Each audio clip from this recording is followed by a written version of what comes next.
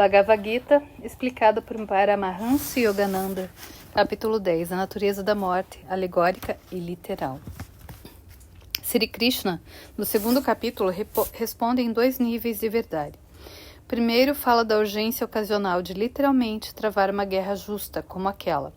O país, sob o domínio de Duryodhana, enfrenta a penúria e o sofrimento. Sob as leis equitativas dos Pandavas, gozaria de paz.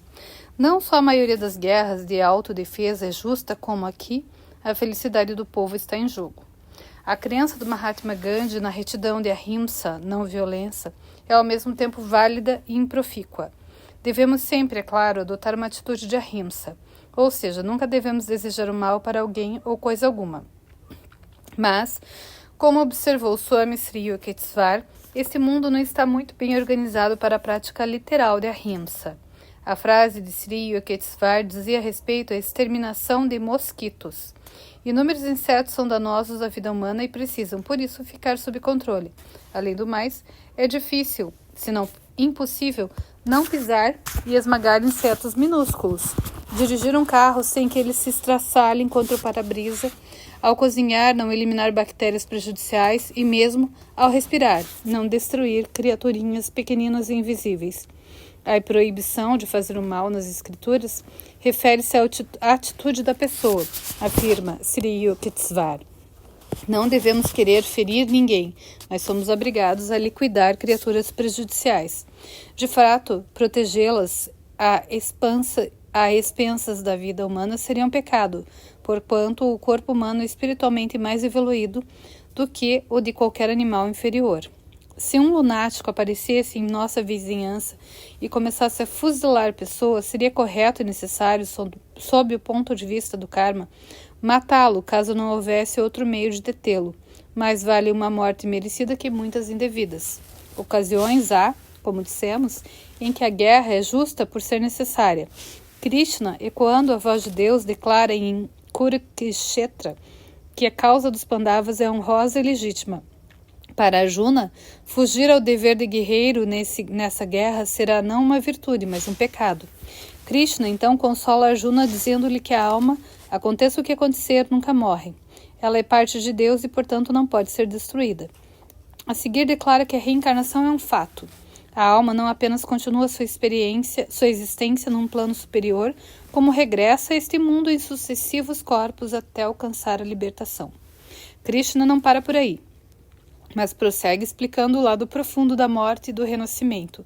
Com efeito, Bhagavad Gita é, acima de tudo, uma alegoria da evolução da alma.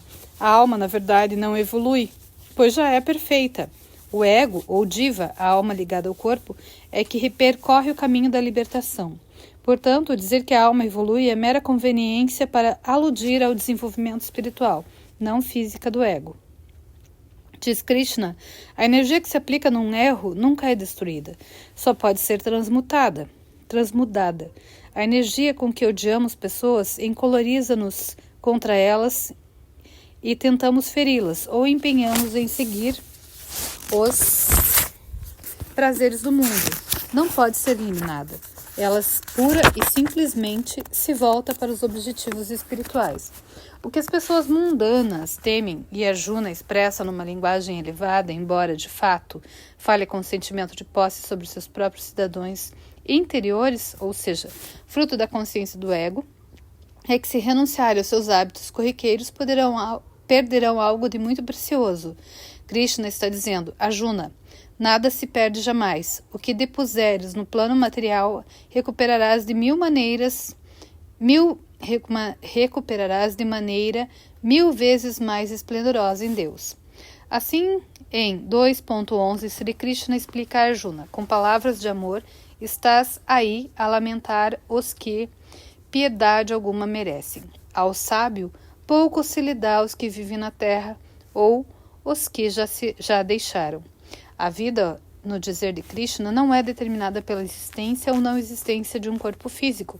Não é o corpo que dá vida. Bem ao contrário, nós é que damos vida ao corpo. A alma existiu sempre, e somos essa alma, manifestações do Espírito Eterno. Mesmo depois de abandonar o corpo físico, não ficaremos destituídos de corpo. Aquele não passa de uma casca exterior que abriga o corpo astral, e o corpo astral, por seu turno, é mera condensação de energia que envolve o corpo causal, feito de ideias. Nenhum desses corpos alimenta o homem de vida e consciência. Ao contrário, o homem é que os alimenta. Nem 2:12. Nem sequer estamos neste mundo pela primeira vez. Eu, tu, esses nobres cuja morte possível lamentas, todos vivemos aqui antes e nunca deixaremos de existir. 2:13.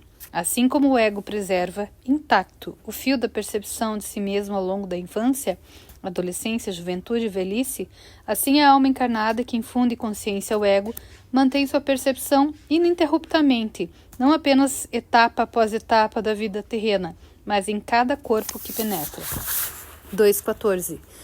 Ó filho de Kunti, sensações como calor e frio, prazer e dor são gerados pelos sentidos em seu contato com o mundo. Não passam de ideias transitórias, cada qual com começo e fim. Ó descendente de Bharata, suporta-as com paciência. O caminho da sabedoria não pode ser identificado com nada que esteja fora do eu. 2:15. Ó flor entre os homens, aquele que permanece calmo e equilibrado nunca se importa com a dor ou o prazer, pois tem consciência de que viverá eternamente. 2:16. O irreal não existe. O real não pode deixar de existir. O sábio conhece a natureza última da realidade, o que é e o que não é. Vou fazer um adendo aqui. O 100, a principal frase dele num curso em milagres é nada real pode ser ameaçado. Nada irreal existe e nisso está a paz de Deus. E é o que ele fala aqui. O irreal não existe. O real não pode deixar de existir. 2:17. Só ele, o espírito imutável, a tudo permeia e jamais perece. Nada pode destruir sua realidade eterna. 2:18. O eu interior nunca se altera, nunca sucumbe, nunca se vê limitado. Apenas o envoltório de carne perece. Por isso, ó prole de Bharata, acata teu dever neste corpo e luta. 2:19. Aquele que considera seu eu eterno e verdadeiro capaz de matar alguma coisa e se acredita em essência capaz de morrer, esse não conhece a verdade. Um verdadeiro eu nem mata, nem é morto. 2:20. O eu nem nasce nem morre, existe por si mesmo. A existir, continua por toda a eternidade, sem princípio, imortal, imutável e sempre o mesmo. O eu não é eliminado quando o corpo sucumbe. 2:21. Quem, sabendo que o verdadeiro eu é imperecível, indestrutível, imutável e não nascido, achará que esse eu é capaz de provocar a destruição de outro eu? Ó Partha Arjuna, quem está matando quem? 2:22. Assim como a pessoa deita fora de roupas usadas e veste novas, assim a alma que vive num corpo físico remove-o e o descarta, quando já está gasto, substituindo por outro. 2:23.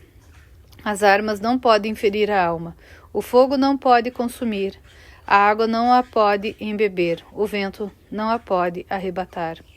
2:24.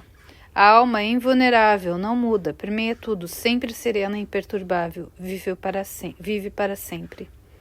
2:25. Não se pode sequer conceber a alma por meio da razão. O eu é imaterial e informe. Aprenda essa verdade e abstente de lamúrias. 2:26, 27. Mas ainda que preferisses julgar o eu perecível, que importa? O que nasce tem de morrer, o que morre tem de renascer. Para que chorar o que não pode ser evitado? 2:28. Os períodos anteriores ao nascimento e posteriores à morte escapam ao teu olhar. Só tens ciência do que vês com os sentidos. Para que chorar o que não pode ser visto? 2:29.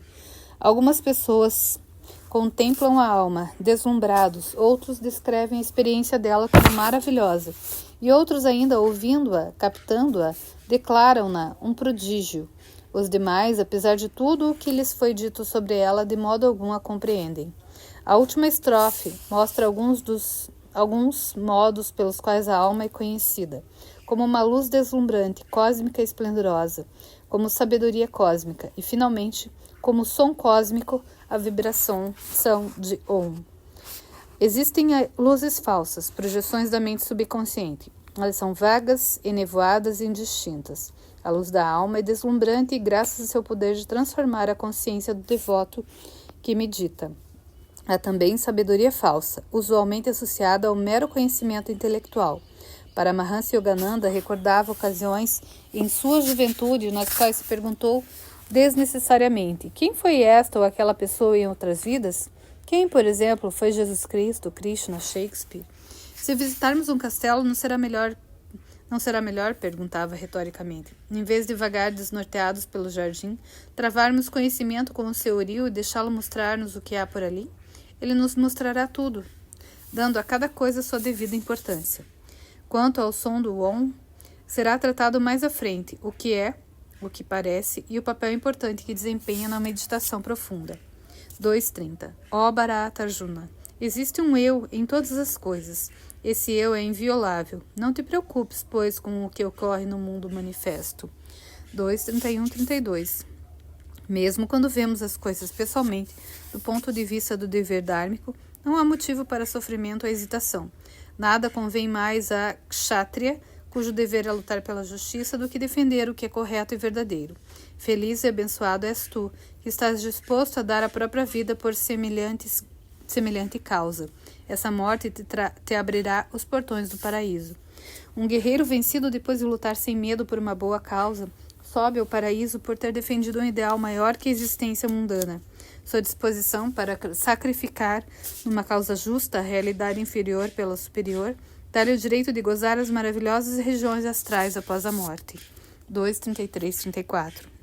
Se, porém, recusares esta oportunidade de travar o bom combate, repelindo assim teus deveres, incorrerás em pecado. As outras pessoas, longe de te reverenciar, enxovalharão teu nome. Para um homem que se respeita, a desonra é verdadeiramente pior que a morte. 2.35-36. Os outros guerreiros presumirão que evitaste a luta por medo. Quem te teve em alta conta até hoje te desprezará doravante. Teus inimigos pronunciarão teu nome com desdém e ridicularizarão tuas proezas. Haverá, para um guerreiro, coisa mais dolorosa? 2.37-38. Se tombares em combate, ganharás o céu. Se venceres essa guerra, conquistarás glórias terrenas. Eia, pois, ó filho de Kunti, Arjuna, decide-te a lutar. Se calma em presença do prazer ou da dor, da perda ou do ganho, da vitória ou da derrota. Assim não pecarás. 2.39.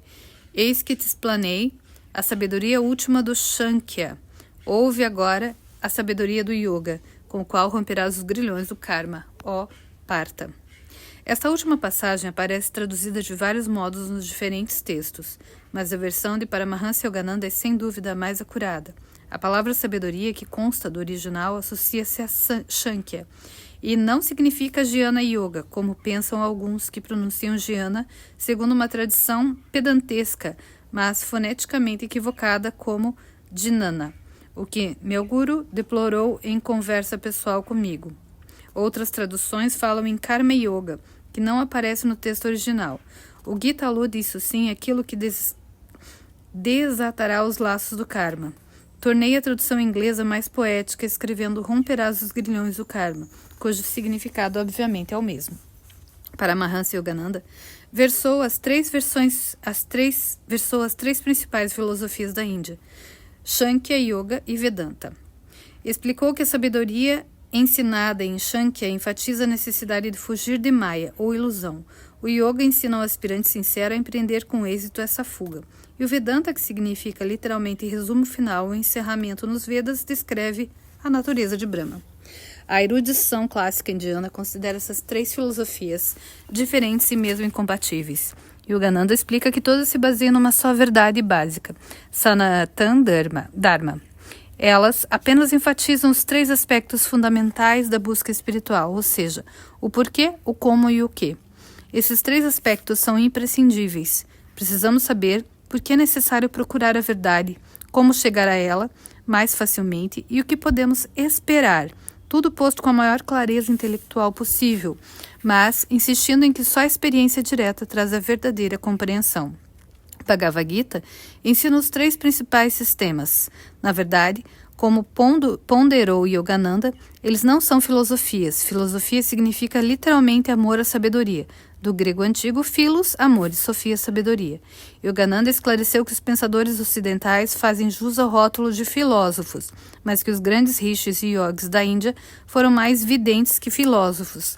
Nunca, em época alguma, se contentaram com teorizar a respeito da verdade, mas viram-na e vivenciaram diretamente por si mesmos. Nem Immanuel Kant, Arthur Schopenhauer ou Friedrich Nietzsche conseguiram revelar sequer uma fração do controle da vida, objetiva e subjetivamente, que desde eras recuadas até os dias de hoje, os grandes cristos e yogis da Índia demonstraram. E terminamos aqui mais o capítulo 10. É um capítulo que a gente realmente olha para ele e quebra muitos paradigmas.